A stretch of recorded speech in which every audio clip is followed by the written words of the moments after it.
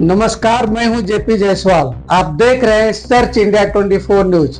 आइए नजर डालते हैं आज की कुछ प्रमुख खबरों पर। राष्ट्रीय सैनिक संस्था के 18वें राष्ट्रीय अधिवेशन में देश की आंतरिक सुरक्षा पर लिए गए महत्वपूर्ण संकल्प। नई दिल्ली में स्थित गांधी स्मृति और दर्शन समिति राजघाट के सत्याग्रह मंडप में दिनांक 24 फरवरी 2026 को राष्ट्रीय सैनिक संस्था के 18वें राष्ट्रीय अधिवेशन का भव्य शुभारंभ किया गया। कार्यक्रम में देश की आंतरिक सुरक्षा, राष्ट्रीय एकता और युवाओं में राष्ट्रभक्ति को बढ़ावा देने को लेकर महत्वपूर्ण विचार और संकल्प प्रस्तुत किए गए।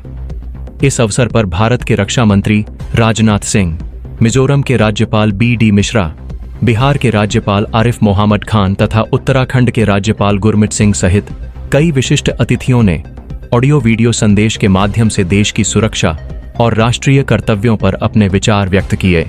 कार्यक्रम में वक्ताओं ने कहा कि देश की सुरक्षा एक गंभीर और सामूहिक जिम्मेदारी है। वर्तमान समय में आतंकवाद और सीमा पार से हो रही गतिविधियों को देखते हुए सरकार ने आतंकवाद नियंत्रण की राष्ट्रीय नीति को मजबूत करने पर जोर दिया है। वक्ताओं ने बताया कि भारत जैसा विशाल देश होने के कारण हर स्थान पर सुरक्षा बलों की तैनाती संभव नहीं है, इसलिए स्थानीय नागरिकों और पूर्व सैनिकों की भूमिका अत्यंत महत्वपूर्ण हो जाती है। पूर्व सैनिक अपने अनुभव के आधार पर समाज में जागरूकता बढ़ाकर आतंकी गतिविधियों या संदिग्ध गतिविधियों की समय रहते जानकारी सुरक्षा एजेंसियों तक पहुंचा सकते हैं। कार्यक्रम में यह भी आह्वान किया गया कि राष्ट्रीय सैनिक संस्था का प्रत्येक सदस्य कम से कम 108 नए सदस्यों को जोड़ने का प्रयास करे, ताकि संगठन को मजबूत बनाया जा सके और देशभक्ति की भावना समाज में व्यापक रूप से फैलाई जा सके। स्वामी चिदानंद सरस्वती, संस्थापक, परमर्थ निकेतन, ऋषिकेश, ने अपने संबोधन में कहा कि विश्व शांति और मानवीय मूल्यों को बढ़ावा देना आज समय की आवश्यकता है। वहीं आचार्य लोकेश ने कहा कि सैनिकों के सम्मान और संरक्षण की भावना को समाज में मजबूत करना आवश्यक है। उन्होंने यह भी बताया कि विश्व शांति के उद्देश्य से अमेरिका में एक विश्व शांति केंद्र स्थापित करने का निर्णय लिया गया है। कार्यक्रम में सेवानिवृत्त सैनिकों की सराहना करते हुए कहा गया कि सेवानिवृत्ति के बाद भी पूर्व सैनिक समाज और राष्ट्र के लिए प्रेरणा का मॉडल बने रहते हैं। युवाओं को प्रेरित करते हुए यह भी आह्वान किया गया कि हर घर से कम एक युवा देश की रक्षा के लिए आगे आए। रक्षा मंत्री राजनाथ सिंह ने अपने संदेश में कहा कि पूर्व सैनिक सेवानिवृत्ति के बाद भी राष्ट्र निर्माण में महत्वपूर्ण भूमिका निभाते हैं। उन्होंने पूर्व सैनिकों से अपील की कि वे राष्ट्रीय एकता, चरित्र निर्माण और समाज में अनुशासन की भावना को मजबूत करने में सक्रिय योगदान दें। कार्यक्रम के अंत में यह संकल्प लिया गया कि देश की आंतरिक सुरक्षा को मजबूत करने, युवाओं को राष्ट्र सेवा के लिए प्रेरित करने और समाज में जागरूकता बढ़ाने के लिए राष्ट्रीय सैनिक संस्था निरंतर कार्य करती रहेगी। नमस्कार। हमारी एक्स सर्विसमैन, शहीदों और वीर नारियों के लिए कार्य करने वाली संस्था राष्ट्रीय सैनिक संस्थान के नेशनल कॉन्फ्रेंस के अवसर पर इस वीडियो के माध्यम से आपको संबोधित करते हुए मुझे प्रसन्नता हो रही है। मुझे यह जानकर भी प्रसन्नता है कि आपकी संस्था एक्स सर्विसमैन के कल्याण की दिशा में अच्छे काम कर रही है। और इस अधिवेशन के लिए मैं संस्था के राष्ट्रीय अध्यक्ष वीर चक्र प्राप्त कर्नल तेजेंद्र पाल त्यागी और संस्थान के सभी सदस्यों को हार्दिक बधाई देता हूं। साथियों, एक सैनिक देश की सुरक्षा का प्रहरी होता है, जो अपने जीवन को जोखिम में डालकर राष्ट्र की अखंडता और स्वतंत्रता की रक्षा करता है। सैनिकों का यह त्याग उनके परिवार के बलिदान के बिना अधूरा है। परिवार के सदस्य अपने प्रियजन को देश के लिए समर्पित कर अपने सुख और आराम का बलिदान करते हैं। वे हर दिन चिंता और अनिश्चितता के बीच जीते हैं। परिवार के सदस्य अपने प्रियजन से लंबे समय तक दूर रहने के लिए तैयार रहते हैं, चाहे त्योहार हो, जन्मदिन हो या कोई अन्य खास अवसर। बच्चों को अपने माता पिता के बिना बड़े होने की आदत डालनी पड़ती है और उनके जीवन में माता पिता की कमी हमेशा महसूस होती है। पत्नी या पति को अकेले ही घर की सारी जिम्मेदारियां निभानी पड़ती हैं, चाहे बच्चों की परवरिश हो, बुजुर्गों की देखभाल हो या रोजमर्रा की समस्याओं का समाधान। सैनिक के परिवार को यह भी सहना पड़ता है कि उनके प्रियजन कभी कभी ऐसी कठिन परिस्थितियों में होते हैं जहां उनकी जान को भी खतरा होता है। इन बलिदानों के बावजूद परिवार के सदस्यों में हमेशा देशभक्ति और गर्व का भाव बना रहता है। उनका यह त्याग न केवल सैनिक को अपने कर्तव्यों को निभाने में सक्षम बनाता है, बल्कि पूरे देश को यह संदेश देता है कि सही मायने में देश की सुरक्षा सिर्फ एक सैनिक ही नहीं, उसका परिवार भी करता है। मित्रों, आप भारत की सरहद पर तैनात सिपाहियों के शौर्य की कहानी रोज सुनते होंगे। भारत की समुद्री सीमा 7,500 किलोमीटर से अधिक है और 15,000 किलोमीटर से ज्यादा हमारे लैंड बॉर्डर्स हैं। हमारी सीमाएं सुरक्षित हैं क्योंकि हमारे सैनिक वहां पर मुस्तैद हैं। साथियों, एक सैनिक जब सेवा से रिटायर करता है तो सिर्फ अपने सर्विस से रिटायर होता है, लेकिन अपना बाकी का पूरा जीवन सर्विसेज द्वारा दिए गए मूल्यों को लेकर जीता है। समाज सेवा और राष्ट्र सेवा दो अलग अलग चीजें नहीं हैं, और बॉर्डर पर रहकर भी वह समाज की ही सेवा करता है। और रिटायरमेंट के बाद जब वह सिविल सोसाइटी में वापस आता है तो भी वह समाज और राष्ट्र की सेवा के मूल्यों को लेकर ही जीता है। वो अपने गांव, कस्बे, सुदूर क्षेत्रों में एक मॉडल सिटीजन के रूप में देखा जाता है। उसकी डिसिप्लिन लाइफ और हाई मॉरल स्टैंडर्ड समाज में एक ऐसा मॉडल प्रस्तुत करती है जिससे वह परिवार, गांव, समाज सबको इंस्पायर करता है। प्रत्येक फौजी अनुशासन, ईमानदारी और कर्तव्य निष्ठा का एक जीता जागता प्रतिबिंब है। इन्हीं बातों का उदाहरण देकर सिविल सोसाइटी को यह बताया जाए कि कैसे शहीदों का सम्मान राष्ट्रीय एकीकरण का रास्ता प्रशस्त करने का सबसे अच्छा माध्यम है। यक्स सर्विसमैन वास्तव में यक्स नहीं होते, यानी कभी भी रिटायर वह नहीं करता। आप सभी यक्स सर्विसमैन जो उपस्थित हैं, आपको मैं अपने सेवा कार्यों के लिए बधाई देता हूं और आपका आह्वान भी करता हूं कि आप अपने इन मूल्यों और कार्यों से समाज में अधिक से अधिक कंट्रीब्यूट करें।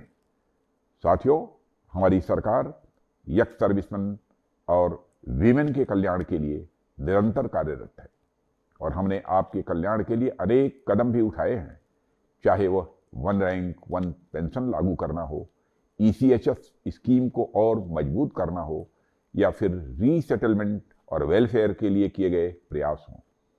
हमारी सरकार द्वारा उठाए गए कदमों और वेलफेयर ओरिएंटेड स्कीम्स के बारे में आपको पता ही होगा और मुझे इस मंच से इसको बताने की आवश्यकता नहीं है। हमारी सरकार आपके कल्याण के लिए पूरी तरह से प्रतिबद्ध है और आगे भी आपके वेलफेयर के लिए जो भी आवश्यक कदम होंगे, हम उसके लिए हर संभव प्रयास करेंगे। यह मैं आपको विश्वास दिलाता हूं और यह प्रयास इसलिए करेंगे क्योंकि राष्ट्रीय सुरक्षा हमारी पहली प्राथमिकता है। जिन लोगों को आज सम्मानित किया जा रहा है, मैं उन्हें हार्दिक बधाई देता हूं। मैं पुनः राष्ट्रीय सैनिक संस्था को उसके राष्ट्रीय अधिवेशन पर हार्दिक शुभकामनाएं देते हुए अपना निवेदन समाप्त करता हूं। जय हिंद, जय भारत। यहाँ पर आए सभी विशिष्ट अतिथिगण, सभी हमारे संरक्षक का सदस्य, कर्नल तेजपाल त्यागी और सभी राष्ट्रीय सैनिक संस्था के यहाँ आए सदस्यगण, आप सबको जय हिंद। मुझे जानकर बहुत खुशी हो रही है कि राष्ट्रीय सैनिक संस्था अपना 18वां राष्ट्रीय अधिवेशन आज गांधी दर्शन राजघाट नई दिल्ली में मना रही है। इस अवसर पर शहीदों के परिवारों, पूर्व सैनिकों और देशभक्त नागरिकों को इस वीडियो संदेश के द्वारा मैं सर्वप्रथम अपनी तरफ से और अपने राज्य की तरफ से बधाई देता हूं, शुभकामनाएं देता हूं। मैं विशेष तौर पर राष्ट्रीय सैनिक संस्था के राष्ट्रीय अध्यक्ष कर्नल तेजेंद्र पाल त्यागी वीर चक्र व उनकी टीम के सभी सदस्यों को इस संगठन को वर्तमान मुकाम पर लाने के लिए बधाई देता हूं।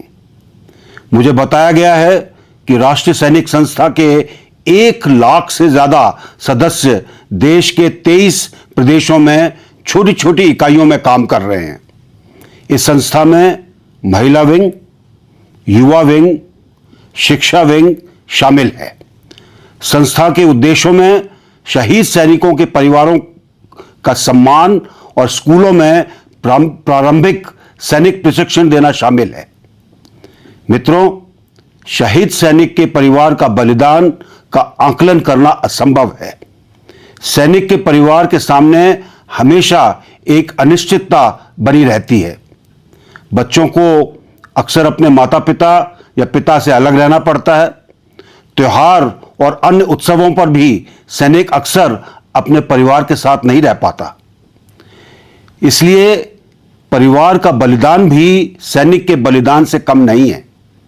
अगर हम समाज में इन परिवारों के लिए आदर का संचार कर सके तो हमारे परिवारों को संबल मिलेगा। भारतीय सेना की नफरी भारत की आबादी के 1% से भी कम है, लेकिन फिर भी हमारी सेनाएं यानी कि आर्मी, नेवी, एयरफोर्स 7,500 किलोमीटर समुद्री तट और 1,500 किलोमीटर जमीनी सरहद पर चौकस रहकर देश की सुरक्षा करती हैं। इतना ही नहीं, जब भी कभी कोई प्राकृतिक या अन्य आपदा देश में आती है और कोई काम नहीं कर पाता है, तब सेना को बुला लिया जाता है और स्थिति नियंत्रण में आती है। यह इसलिए हो पाता है क्योंकि हमारा प्रत्येक सदस्य कर्तव्य निष्ठा, अनुशासन, प्रशिक्षण और ईमानदारी का प्रतीक है।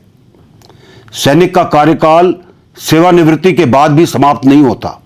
दरअसल सेवानिवृत्ति के बाद वह समाज सेवा और राष्ट्र सेवा में लग जाता है।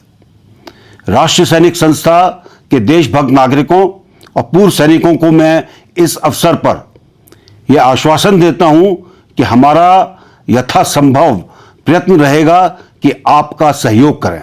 आपका यहां आने के लिए बहुत बहुत धन्यवाद। जय हिंद। मुझे ये जानकर प्रसन्नता हो रही है कि पूर्व सैनिकों एवं देशभक्त नागरिकों के संगठन राष्ट्रीय सैनिक संस्था का 18वां राष्ट्रीय अधिवेशन 24 फरवरी 2026 को राजघाट स्थित गांधी दर्शन के सत्याग्रह मंडप में आयोजित किया जा रहा है और इसका विषय देश की आंतरिक सुरक्षा रखा गया है।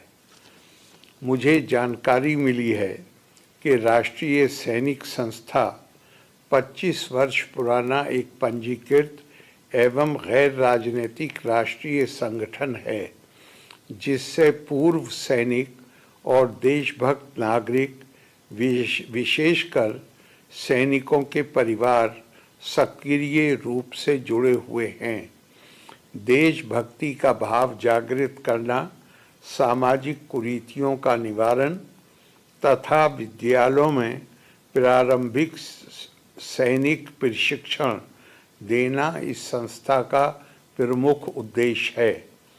देश की आंतरिक सुरक्षा आज एक महत्वपूर्ण एवं संवेदनशील विषय है। सामाजिक सद्भाव, राष्ट्रीय एकता और आपसी विश्वास को सुदृढ़ बनाए रखना हम सब की साझा जिम्मेदारी है।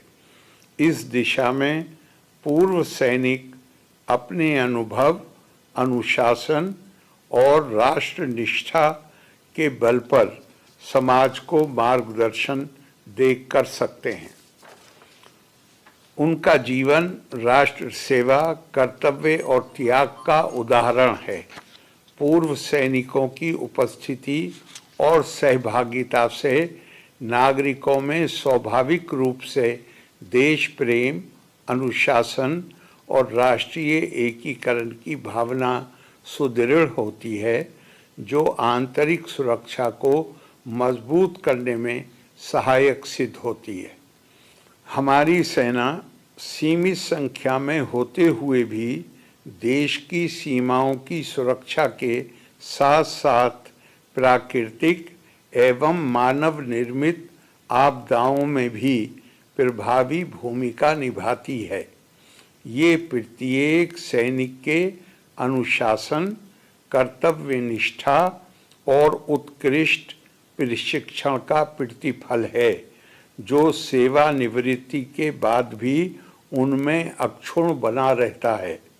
अतः राष्ट्र की आंतरिक सुरक्षा को मजबूत करने में पूर्व सैनिकों की सहभागिता न केवल उपयोगी बल्कि अत्यंत महत्वपूर्ण है। सैनिकों के परिवारों का त्याग और सहनशीलता भी उतनी ही महत्वपूर्ण है जो उनके अदृश्य योगदान को दर्शाती है। अतः वे विशेष सम्मान एवं उचित प्राथमिकता के अधिकारी हैं। वर्तमान सरकार द्वारा सेना के आधुनिकीकरण तथा एक रैंक एक पेंशन जैसी कल्याणकारी पहलों पर दिया गया विशेष ध्यान प्रशंसनीय एवं स्वागत योग्य है। मैं राष्ट्रीय सैनिक संस्था के अध्यक्ष कर्नल तेजेंद्र पाल त्यागी जी तथा संस्था के सभी पदाधिकारियों और सदस्यों को इस 18वें राष्ट्रीय अधिवेशन के सफल आयोजन हेतु हार्दिक शुभकामनाएं देता हूं और आशा करता हूं कि ये अधिवेशन राष्ट्रहित में सार्थक एवं प्रेरणादायी होगा। लोका समस्ता सुखिनो भवन्तु। धन्यवाद। जय Hind. Thanks for watching. Search India 24 news पर बने रहें। अगले सेगमेंट में हम आपको दिखाएंगे कुछ और महत्वपूर्ण खबरें।